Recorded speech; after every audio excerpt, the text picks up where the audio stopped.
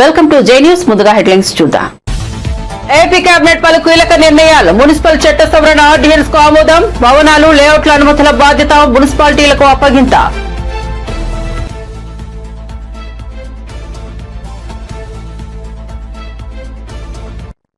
గత కొంతకాలంగా అనారోగ్యంతో బాధపడుతున్న ఫిష్ వెంకట్ సినిమాలకు దూరం కావడంతో ఆర్థికంగానూ ఇబ్బందులు.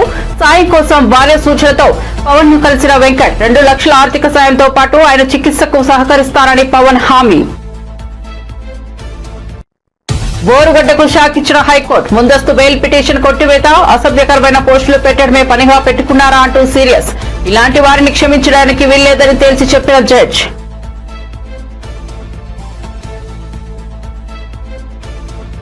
న్యూ ఇయర్ వేళ పేలుళ్లు కాల్పులతో వణుకుతున్న అమెరికా. అబుజా రైట్ క్లబ్ లో కాల్పుల ఘటనలో 11 మందికి గాయాలు.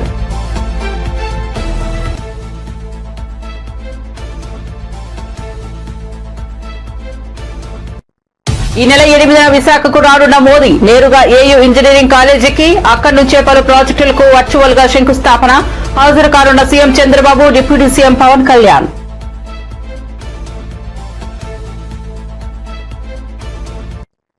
రేవంత్ రెడ్డి కేసీఆర్ మార్గంలో నడవక తప్పదన్న కేపీ వివేకానంద. మెట్రో మార్గాన్ని పొడిగిస్తూ ప్రభుత్వం జారీ చేసిన ప్రకటనతో వెల్లడైందన్న ఎమ్మెల్యే. మేడ్చల్ షామీర్పేట వరకు మెట్రో పొడిగింపు ప్రజల విజయమని వ్యాఖ్య.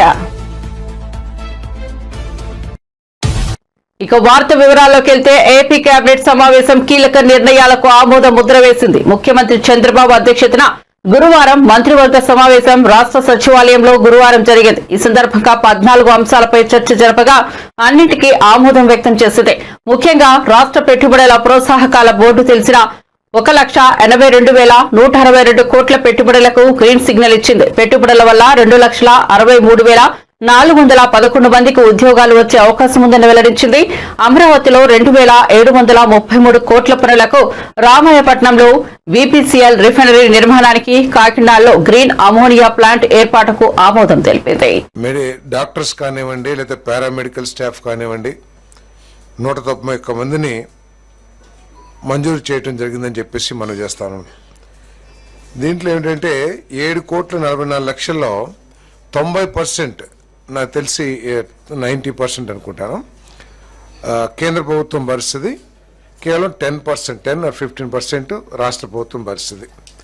దీని మూలంగా ఏంటంటే మెరుగైన వైద్య సేవలు, వసతులు అన్నీ కూడా అక్కడ ప్రజలకి అందుబాటులోకి వస్తాయని చెప్పేసి నేను మనం చేస్తాను. ఎందుకంటే అడిషనల్గా ఆపరేషన్ థియేటర్స్ ఇవన్నీ కూడా 7:1 నిష్పత్తిలో, ఇందాక ఏదైతే 7,44,00,000 చెప్పానో 7:1 నిష్పత్తిలో, అంటే 6.51 కోట్లు కేంద్ర ప్రభుత్వం అంటే ఈఎస్ఐ కార్పొరేషన్, 93 లక్షలు రాష్ట్ర ప్రభుత్వం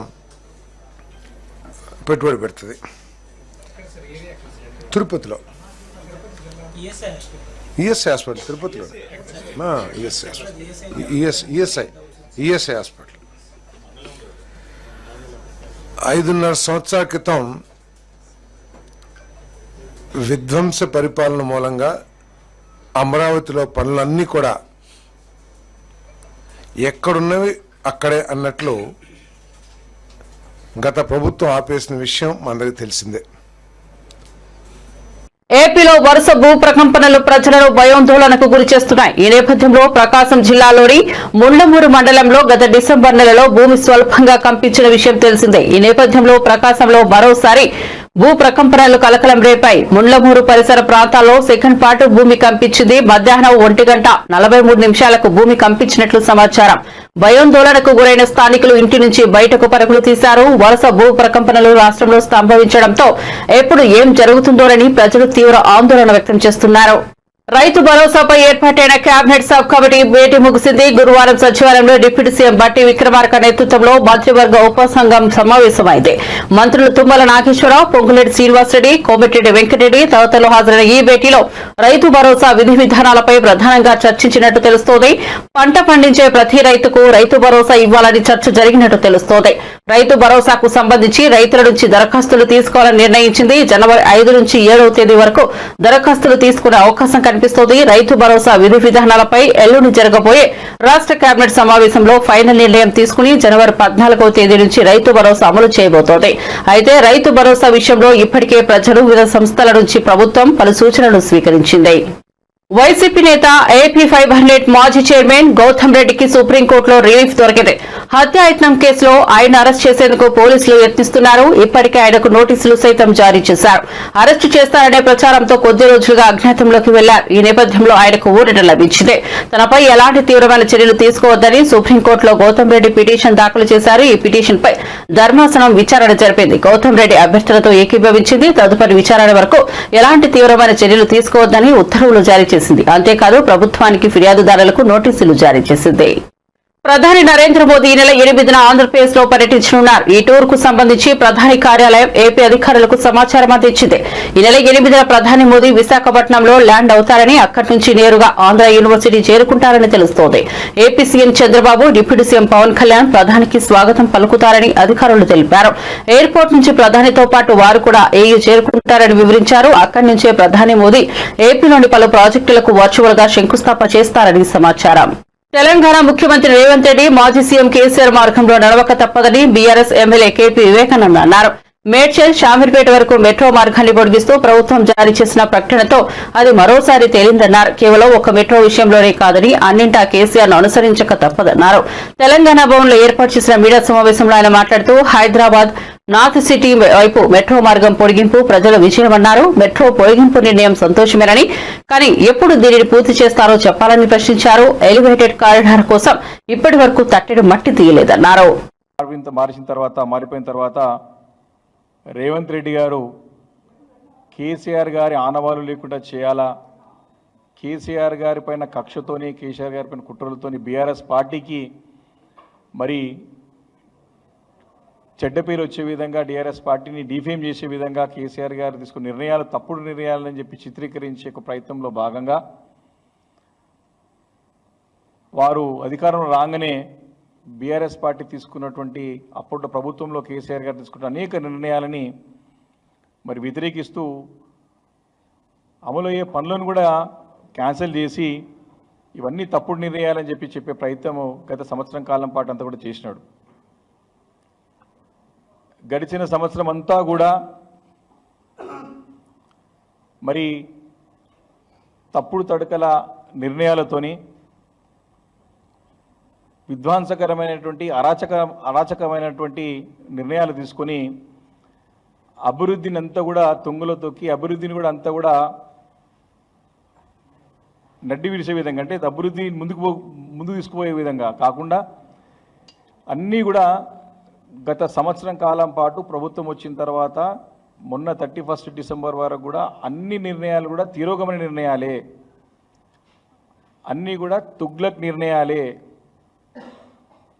వారు తీసుకున్న ప్రతి నిర్ణయం ప్రజల నుంచి వ్యతిరేకత, ప్రజల నుంచి ఆందోళనలు వచ్చినటువంటి సందర్భాల్లో వాటిని చక్కదిద్దే ప్రయత్నం చేయక వైసీపీ నేత రౌడీ షీటర్ బోరుగడ్డ అనిల్ కు మరోసారి ఏపీ హైకోర్టులో చుక్కెదురైంది. సోషల్ మీడియా వేదికగా అసభ్యకర పోస్టులు పెట్టిన వ్యవహారంలో ఇటీవలే ఆయనపై అనంతపురం 4వ టౌన్ పోలీసులు కేసు నమోదు చేశారు. ఈ క్రమంలోనే తనపై నమోదైన కేసులో ముందస్తు బెయిల్ మంజూరు చేయాలని బోరుగడ్డ అనిల్ ఏపీ హైకోర్టును ఆశ్రయించారు.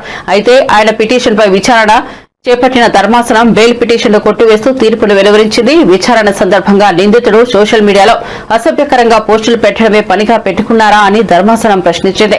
అలాంటి వారిని ఎట్టి పరిస్థితుల్లో క్షమించడానికి వీల్లేదని కోర్టు తెలిపింది.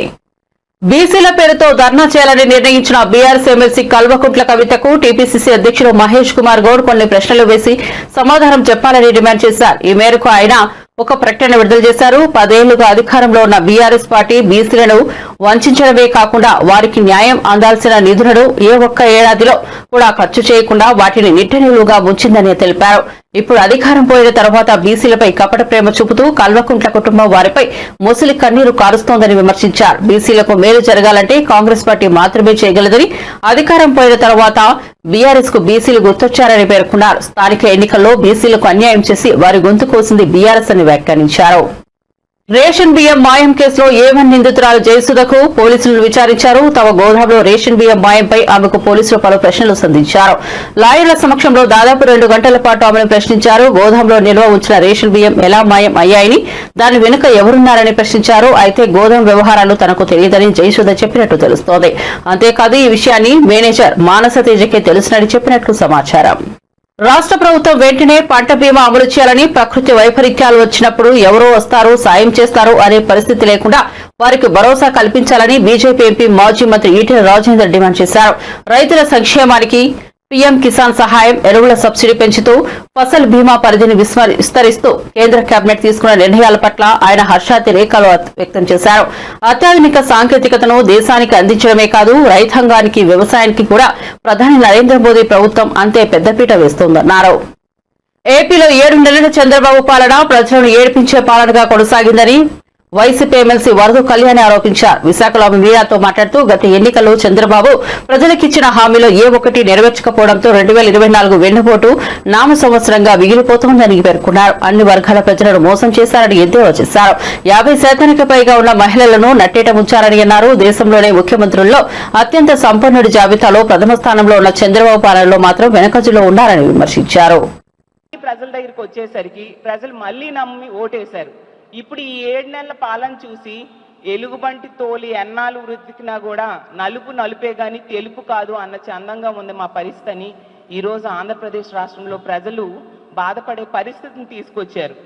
అసలు ఎన్నికల టైంలో పవన్ కళ్యాణ్ గారు అలాగే చంద్రబాబు నాయుడు గారు కూటమి అభ్యర్థులు ఎన్నెన్ని హామీలు ఇచ్చారు. సూపర్ 6 అంట.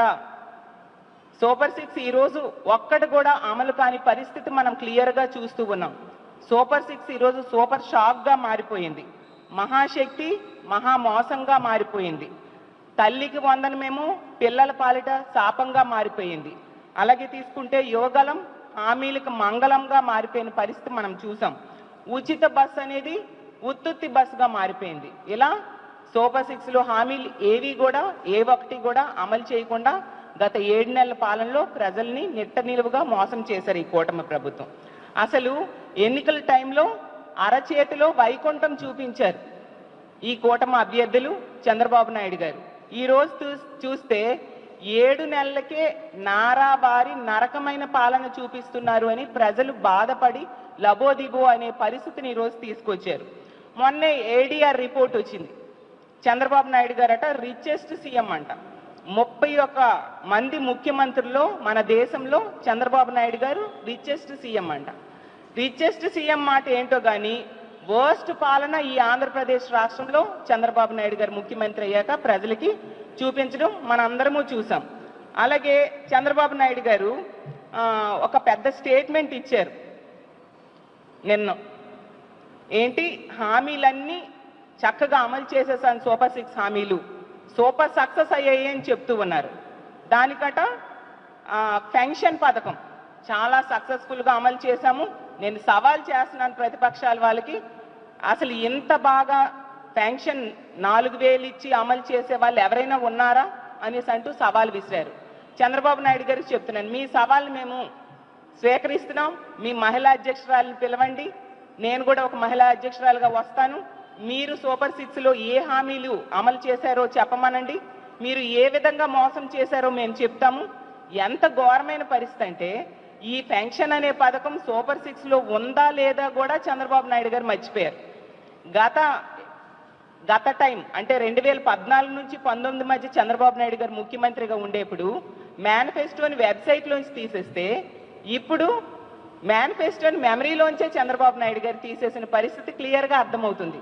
అంటే సూపర్ 6లో ఏమున్నాయి, తన మేనిఫెస్టోలో ఏం పెట్టారు అనేది కూడా చంద్రబాబు నాయుడు గారు మర్చిపోయి ఇలాంటి సవాళ్లు ప్రతిపక్షాలకి విసురుతూ ఉండడం నిజంగా సిగ్గుచేటు. అలాగే మీ చంద్రబాబు నాయుడు గారు మీరు హామీలు ఇవ్వడంలో హిట్ అయ్యారు తప్ప వాటిని అమలు చేయడంలో అట్టర్ ఫ్లాప్ అయ్యారని తెలియజేస్తూ ఉన్నాను. అలాగే మహిళలకు ఇచ్చిన ఏ హామీ నెరవేర్చలేదు సరికదా. ఈ రాష్ట్ర ప్రజలందరూ మీ మోసానికి దగాకి బలైపోయిన పరిస్థితి క్లియర్గా కనిపిస్తూ ఉంది. ఏ ఒక్క మహిళకైనా తల్లికి వందనం ఇచ్చారా? ఏ ఒక్క మహిళకైనా అమ్మఒడి ఇచ్చారా? ఏ ఒక్క మహిళకైనా ఫ్రీ బస్ ఎక్కించారా? ఏ ఒక్క మహిళకైనా ఇల్లు ఇచ్చారా? ఏ ఏ చదువుకునే బిడ్డకైనా ఫీజు రియంబర్స్మెంట్ ఇచ్చారా? అసలు ఏ హామీ ఎవరికైనా మీరిచ్చిన హామీల్లో ఏవైనా అమలు చేశారా నేను అడుగుతూ ఉన్నాను. అసలు ఒకవైపు చంద్రబాబు నాయుడు గారు, ఇంకోవైపు ఏమో పవన్ కళ్యాణ్ గారు, ఇంకోవైపు కూటమి అభ్యర్థులు మీరిచ్చిన హామీలు అసలు కోటలు దాటే. బాండ్స్, గ్యారంటీ బాండ్స్ ఇవ్వడం జరిగింది. లక్షలు అకౌంట్లో పడిపోతాయని చెప్పారు. ఓట్లు వేయకపోతే డబ్బులు మిస్ అయిపోతాయి అంటూ ప్రజల్ని నమ్మబలికారు. సైకిల్కు ఓటేస్తే ఫ్రీ బస్ ఎక్కేయొచ్చు అని చెప్పారు. గ్లాస్కు ఓటేస్తే ఏ క్లాస్ ఉద్యోగాలు వచ్చేస్తాయి అన్నారు. పువ్వుకు ఓటేస్తే పువ్వుల్లో పెట్టి 1500 రూపాయలు మహాశక్తి పథకం ద్వారా ప్రతి నెల మహిళల అకౌంట్లో. తెలంగాణ హైకోర్టు ప్రధాన న్యాయమూర్తి వెంటనే జోక్యం చేసుకుని పూర్తి స్థాయిలో జడ్జిల నియామకానికి చర్యలు చేపట్టాలని బీఆర్ఎస్ మాజీ ఎంపీ వినోద్ కుమార్ డిమాండ్ చేశారు. జడ్జీలు పూర్తి స్థాయిలో ఉంటేనే తెలంగాణకు న్యాయం జరుగుతుందన్నారు. తెలంగాణ భవన్లో వినోద్ కుమార్ మీడియాతో మాట్లాడారు. అదేవిధంగా మీరు మాకు 24 మంది జడ్జిలనే కేటాయించారు హైకోర్టుకి, తెలంగాణ హైకోర్టుకి. తెలంగాణ హైకోర్టులో చాలా కేసులు ఉన్నాయి. ఇది ఒక బాంబే మహానగరం తర్వాత హైదరాబాదే హ్యాపెనింగ్ సిటీ, ఒక కమర్షియల్ సిటీగా ఎదుగుతున్నది, ఒక కార్పొరేట్ వరల్డ్ వచ్చింది. కాబట్టి మాకు early justice, early disposal of the cases ఉండాలి అని రిక్వెస్ట్ చేసి మీరు 42 వరకు పెంచండి. మా రాష్ట్ర ప్రభుత్వము, మా ముఖ్యమంత్రి గారు మరి దానికి అయ్యేటువంటి ఎక్స్పెండిచర్, రికరింగ్ ఎక్స్పెండిచర్ అంతా కూడా మేము భరిస్తాము, సిద్ధంగా ఉన్నామని చెప్పి నేను పార్లమెంట్లో మరి లోక్సభలో అడిగిన ప్రశ్నకి మరి ఆనాటి న్యాయశాఖ మంత్రి రవిశంకర్ ప్రసాద్ గారు మరి సుముఖాన్ని వ్యక్తపరచడం, తదనంతరము మరి కొంత కాలయాపన జరిగినప్పటికీ మరి సుప్రీంకోర్టు చీఫ్ జస్టిస్గా ఎన్వి రమణ గారు చీఫ్ జస్టిస్గా అయిన వెంటనే మరి దాన్ని పరిష్కరించి తెలంగాణ రాష్ట్ర హైకోర్టుకి శాంక్షన్ స్ట్రెంగ్త్ హైకోర్టు జడ్జెస్కి 42కు పెంచడం జరిగింది. మరి నేటికి 6 సంవత్సరాలు అయినప్పటికీ కూడా 42 మంది జడ్జిలు సంపూర్ణంగా రిక్రూట్మెంట్ కావడం లేదు. ఇప్పుడే మా పార్టీ లీగల్ సెల్ కన్వీనర్ మరి హైకోర్టులో సీనియర్ అడ్వకేట్ భరత్ గారు ఏం చెప్తున్నారంటే 27 మందే ఉన్నారన్న ఇప్పుడు, అంటే 3 + 12 15 ఖాళీలు ఉన్నాయి ఇవాళ హైకోర్టులో. ఎందుకు ఖాళీలు ఉండాలి? ఇవాళ వెనకబడ్డ తరగతుల నుండి చాలామంది మంచి మేధస్సు కలిగినటువంటి న్యాయవాదులు ఎదిగినారు హైకోర్టులో. ఇవాళ షెడ్యూల్ తెగలు, షెడ్యూల్ ట్రైబ్స్ ఒక్కరు కూడా లేరు ఇవాళ హైకోర్టులో. త్వరలోనే స్థానిక సంస్థల ఎన్నికలు ఉంటాయని మంత్రి పొన్నం ప్రభాకర్ అన్నారు. ప్రతి గ్రామంలో కాంగ్రెస్ జెండా ఎగరాలని, స్థానిక సంస్థల ఎన్నికల్లో గెలిపే లక్ష్యంగా పనిచేయాలని పార్టీ కార్యకర్తలకు ఆయన సూచించారు. గురువారం సిద్దిపేట జిల్లా కోహ్లీలో పర్యటించి కార్యకర్తలతో సమావేశమయ్యారు. ఈ సందర్భంగా మాట్లాడుతూ లోకల్ బాడీ ఎలక్షన్స్ కోసం ఇప్పటి నుంచే నేతలు వ్యూహాత్మకంగా పనిచేయాలని, ప్రభుత్వం అమలు చేస్తున్న పథకాలను ప్రజల్లోకి పెద్ద ఎత్తున తీసుకెళ్లాలని సూచించారు. వ్యవసాయం, రైతు సంక్షేమం కోసం 30,000 కోట్లు కేటాయించామని చెప్పారు. అర్హులైన వారందరికీ ఇందిరమ్మ ఇండ్లు, హుస్నాబాద్ కు 250 పడకల హాస్పిటల్ మంజూరైందని చెప్పారు. న్యూ ఇయర్ వేడుకల వేళ గోవాలో దారుణం జరిగింది. కొత్త సంవత్సరం వేడుకలకు గోవా వెళ్లిన ఆంధ్రప్రదేశ్ యువకుడిని దారుణంగా హత్య చేశారు. ఈ ఘటన ఆలస్యంగా వెలుగు చూసింది. న్యూ ఇయర్ వేడుకల కోసం తాడేపల్లిగూడెం నుంచి ఓ 8 మంది యువకులు గోవా వెళ్లారు. డిసెంబర్ 29వ తేదీ అర్ధరాత్రి గోవాలోని ఓ రెస్టారెంట్ లో 8 మంది దిగారు. 31న అర్ధరాత్రి ఫుడ్ ఆర్డర్ విషయంలో వీరికి రెస్టారెంట్ సిబ్బందికి మధ్య తీవ్ర వాగ్వాదం చోటు చేసుకుంది. ఫుడ్ రేట్ల గురించి ప్రశ్నించిన యువకులపై రెస్టారెంట్ నిర్వాహకులు దాడికి పాల్పడ్డారు. ఈ దాడిలో రవితేజ అనే యువకుడు తీవ్రంగా గాయపడ్డారు. చికిత్స నిమిత్తం ఆసుపత్రికి తరలిస్తుండగా రవితేజ ప్రాణాలు కోల్పోయారు. ఈ ఘటనపై రవితేజ తల్లిదండ్రులు పోలీసులకు ఫిర్యాదు చేశారు. కేసు నమోదు చేసుకున్న పోలీసులు దర్యాప్తు చేపట్టారు. అమెరికాలోని లూసియానా రాష్ట్రం న్యూ ఆర్లియన్స్ నగరంలో బుధవారం రోజు జనంపైకి ట్రక్కు దూసుకెళ్లిన ఘటన చనిపోయిన వారి సంఖ్య 15కు చేరుకుంది. దీనికి సంబంధించిన కీలక వివరాలను అమెరికా అధ్యక్షుడు జో బైడెన్ వెల్లడించారు. జనంపైకి ట్రక్కు నడిపిన వ్యక్తి పేరు షంషుద్దీన్ జబ్బార్ అని, అతడు అమెరికా పౌరుడేనని చెప్పారు. టెక్సాస్ లో జబ్బార్ నివసించేవాడని ఆయన తెలిపారు. గతంలో అమెరికా ఆర్మీలో జబ్బార్ పనిచేశాడని బైడెన్ పేర్కొన్నారు. జనంపైకి జబ్బార్ నడిపిన ట్రక్కులో ఐసిస్ జెండాను గుర్తించామన్నారు. ట్రక్కు దాడి చేయడానికి ముందు అతడు సోషల్ మీడియాలో పోస్టును బట్టి ఇస్లామిక్ స్టేట్ ఉగ్రవాద గ్రూపు నుంచి ప్రేరణ పొందారని తేలిందని పేర్కొన్నారు.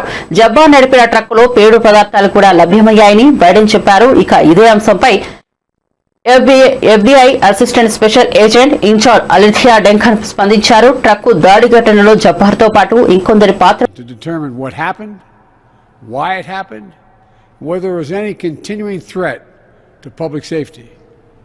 Here's what we know so far. The FBI has reported to me the killer was an American citizen, born in Texas. He served in the United States Army on active duty for many years. He also served in the Army Reserve until a few years ago. The FBI also reported to me that mere hours before the attack, he posted videos on social media indicating that he was inspired by ISIS, expressing a desire to kill. The ISIS flag was found in his vehicle, which he rented to conduct this attack. Possible explosives were found in the vehicle as well, and more explosives were found nearby. The situation is very fluid, and the investigation has a preliminary stage. And the fact is that right now, there you go. The law enforcement and intelligence community are continuing to look for any connections, associations, or co-conspirators. We have nothing additional to report at this time. The investigation is continuing to be active, and no one should jump to conclusions. I've directed my Attorney General, the FBI Director, the Secretary of Homeland Security, the head of the National Counterterrorism Center, and the intelligence community to work on this intensively until we have a full and complete information. And once we have that information, I will share that information as soon as we can confirm it. Additionally, we're tracking the explosion of a Cybertruck outside the Trump Hotel in Las Vegas. Law enforcement and the intelligence community are investigating this as well, including whether there's any possible connection with the attack in New Orleans. Thus far, there's nothing to report on that score at this time. I directed my team to make sure every resource is made available to federal, state, and local law enforcement to complete the investigation in New Orleans quickly and to make sure there's no remaining threat to the American people. And we'll support the people of New Orleans as they begin the hard work of healing. New Orleans is a place unlike any other place in the world. It's a city full of charm and joy. So many people around the world love New Orleans because of its history, its culture, and above all, its people. So I know, while this person committed a terrible assault on the city, the spirit of our New Orleans will never be defeated. It always will shine forth. We've seen that time and time again throughout its history, and I know we'll see it again in the days and weeks ahead. May God bless the people of New Orleans. Tollywood నటుడు fish Venkat గత కొంతకాలంగా అనారోగ్యంతో బాధపడుతున్న సంగతి తెలిసిందే. Kidney సంబంధిత వ్యాధితో బాధపడుతున్న ఆయనకు AP deputy CM Pawan Kalyan అండగా నిలిచారు. ఈ విషయాన్ని ఆయన తాజాగా ట్విట్టర్ వేదికగా వెల్లడించారు. ఈ నేపథ్యంలో అనారోగ్యం కారణంగా సినిమాలకు దూరం కావడంతో ఫిష్ వెంకట్ ఆర్థికంగానూ ఇబ్బందులు ఎదుర్కొంటున్నారు. ఈ క్రమంలో చాలా మంది ప్రముఖుల నటులు తెలుసు కనుక ఈ కష్ట సమయంలో ఎవరినైనా సాయం కోరాలని కుటుంబ సభ్యులు సూచించినట్లు ఆయన పేర్కొన్నారు. దాంతో సాయం విషయమే తన భార్య సువర్ణ ఒత్తిడి మేరకు పవన్ కళ్యాణ్ ను కలిసినట్లు వెంకట్ పేర్కొన్నారు. షుగర్ వచ్చి బీపీ పెరిగి బాగా క్రిటికల్గా ఉంది నా పరిస్థితి. అట్లనే కిడ్నీలు కూడా ఫెయిల్ అయ్యి day by day daily dialysis జరుపుకుంటున్నా. ఈ సందర్భంగా మా ఇంట్లో అంతా మంచి మంచి ఆర్టిస్టులు తెలుసు, పెద్ద పెద్ద హీరోలు తెలుసు, వెళ్ళి కలవచ్చు కదా అంటే నేను ఇప్పటివరకు ఈ హీరోల దగ్గర కూడా ఎప్పుడు కూడా పోయి కలవలేను. మామూలుగా షూటింగ్ ఉన్నప్పుడు మాత్రం కలవడం తప్ప మిగతాప్పుడు మాత్రం కలవడం అనేది ఇంపాసిబుల్, కలవలేను. సో ఇప్పుడు వచ్చిన పరిస్థితి కలవాలి అని, కానీ ఎవరిని కలవాలన్నా మనసొప్పక కలవకపోవడం జరిగింది. ఇప్పుడు నా భార్య సువర్ణ వెళ్ళండి, వెళ్ళి పవన్ సార్ని కలవండి, పవన్ సార్ మీకు అనుకూలంగా ట్రీట్మెంట్ చేపిస్తాడు, మీకు ప్రతి విషయంలో చేదోడు బాదోడుగా నిలుస్తాడు, మీరు వెళ్ళండి నా మాట వినండి అని ఒత్తిడి చేయడంతో అప్పుడు నాకు కూడా అనిపించింది కరెక్టే పవన్ సార్ని కలవాలి. ఇప్పటివరకు ఎవరిని కలవలేము, ఒక పవన్ సార్ అన్న కలుద్దామనే ఆలోచనతో పవన్ సార్ దగ్గరికి వెళ్ళి సార్ ఇట్లా సంగతి సార్ అని చెప్పాను. ఇప్పుడు ఇమీడియట్గా స్పందించారు. అన్నాడు, వెంకట్ గారు ఏం కావాలో చెప్పండి, నా తరపు నుంచి నేను చేయాలన్నా, ఇంకా ఏం నేను ఎట్లా అంటే ఏం ఫికిర్ చేయకు, నేను చేపిస్తా, నీ కిడ్నీ ప్రాబ్లం మొత్తం తీపిస్తా, నీకు ఎందుకు కూర్చోండి అని చెప్పి కూర్చోబెట్టి షూటింగ్ షాట్లోకి వెళ్ళి మళ్ళీ వచ్చి మళ్ళా మాట్లాడి మళ్ళా పోయి వచ్చిన మహానుభావుడు. ఇవాళ నాకంటూ ఆర్థిక పరిస్థితి బాగాలేదంటే 2 లక్షల రూపాయలు డబ్బు నా బ్యాంకులో వేయించాడు. ఆయనకు పాదాభివందనాలు. ఆయన కుటుంబ సభ్యులు అందరూ సుఖ సంతోషాలతో ఉండాలి ఆ భగవంతుని వేడుకుంటూ ఆ లక్ష్మీనరసింహస్వామి ఆశీస్సులు ఉండాలి, ఆంజనేయ స్వామి ఆశీస్సులు ఉండాలి. పవన్ సార్ ఇంకా బాగుండాలి మనస్ఫూర్తిగా చెప్తున్నా. థ్యాంక్ యూ సార్, మీరు చాలా హెల్ప్ చేస్తున్నారు సార్. నా జీవితకాలంలో మరవని హెల్ప్ సార్. నా కన్న తల్లిదండ్రులు ఎంతనో, తర్వాత మీరు కూడా అంతే సార్.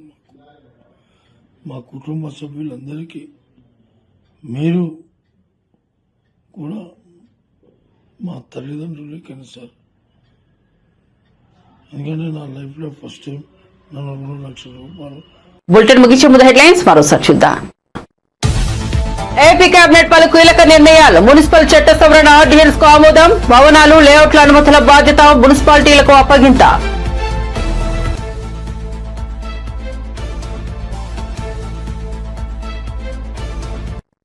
గత కొంతకాలంగా అనారోగ్యంతో బాధపడుతున్న ఫిష్ వెంకట్ సినిమాలకు దూరం కావడంతో ఆర్థికంగానూ ఇబ్బందులు. సాయం కోసం భార్య సూచనతో పవన్ ను కలిసిన వెంకట్ 2 లక్షల ఆర్థిక సాయంతో పాటు ఆయన చికిత్సకు సహకరిస్తారని పవన్ హామీ. బోరుగడ్డకు షాక్ ఇచ్చిన హైకోర్టు. ముందస్తు బెయిల్ పిటిషన్ కొట్టివేత. అసభ్యకరమైన పోస్టులు పెట్టడమే పనిగా పెట్టుకున్నారా అంటూ సీరియస్. ఇలాంటి వారిని క్షమించడానికి వీల్లేదని తేల్చి చెప్పిన జడ్జ్.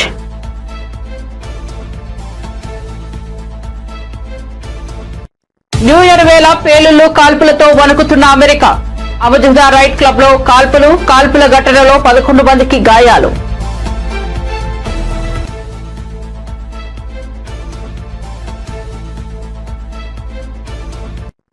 ఈ నెల 8న విశాఖకు రానున్న మోదీ నేరుగా ఏయూ ఇంజనీరింగ్ కాలేజీకి, అక్కడి నుంచే పలు ప్రాజెక్టులకు వర్చువల్ గా శంకుస్థాపన. హాజరు కానున్న CM Chandrababu, deputy CM Pawan Kalyan.